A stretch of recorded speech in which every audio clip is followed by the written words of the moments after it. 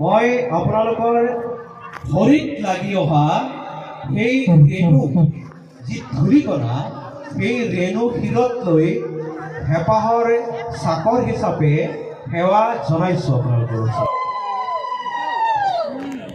পুনৰ সকলোলৈকে মই মোৰ অন্তৰৰ পৰা শ্ৰদ্ধা জনাইছোঁ, সেৱা জনাইছোঁ।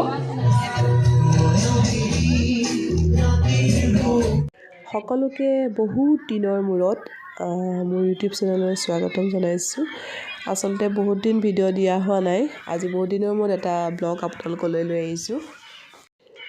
আচলতে জুবিন দা আমাৰ মাজৰ পৰা হেৰাই যোৱাৰ বাবে কামবিলাক কিবা ভাল নলগা হ'ল কৰিবলৈ, আৰু মোৰো কিবা ব্লগ শ্লগ বনাবলৈ মন নোযোৱা হ'ল। গোটেই অসমবাসীৰে একে অৱস্থা, মনত বহুত দুখ লৈ জীয়াই আছে, আৰু জুবিন দাই ন্যায় নোপোৱালৈকে আমাৰ মনত শান্তি নাই।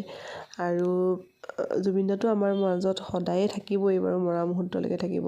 মোবাইলটো খুলিলেই জুবিনৰ ভিডিঅ'বোৰ চালে চকু পানী ৰখাব নোৱাৰোঁ।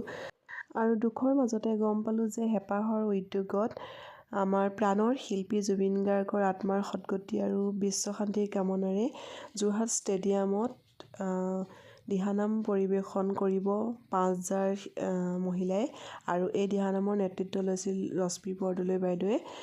তালৈ মই গ'লোঁ, আৰু সেইদিনা আমি প্ৰায় ২ ঘণ্টা সময় পূৰা প্ৰখৰ ৰ'দত, এয়া দেখিছে কিছুমানে ছাতি লৈ আছে, প্ৰখৰ ৰ'দত এনেকৈ বহি আছিলোঁ ফিল্ডত আৰম্ভ হোৱালৈকে।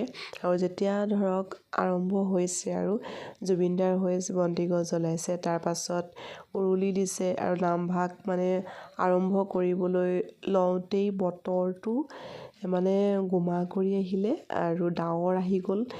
মানে আচৰিত কথা, কেনেকুৱা ইমান প্ৰখৰ ৰ'দতো ক'ৰ পৰা ডাৱৰ আহি পেলাই বেলি লুকাই একদম পূৰা ঠাণ্ডা এটা ভাৱ হৈ গ'ল, মানে ভাবিলে আচৰিত লাগে। এয়া আচলতে ভগৱানৰে মহিমা, আচলতে জুবিন দা ভগৱানৰে অংশ, সেইবাবে জুবিন দাৰ মহিমা বুলিয়ে ক'ব পাৰি। জুবিন দায়েও চাগে বিচাৰিছে তেওঁৰ নামভাগ ধুনীয়াকৈ হৈ যাওক, আৰু আমি সকলোৱে ধুনীয়াকৈ নামভাগ দিহানামভাগ মানে পৰিৱেশন কৰিলোঁ।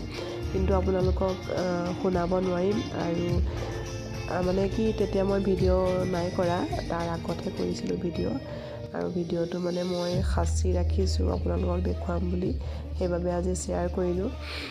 ভিডিঅ'টো আপোনালোকে কেনেকুৱা পালে জনাব, আৰু যোনসকলে মোৰ চেনেলটো ছাবস্ক্ৰাইব কৰা নাই ছাবস্ক্ৰাইব কৰি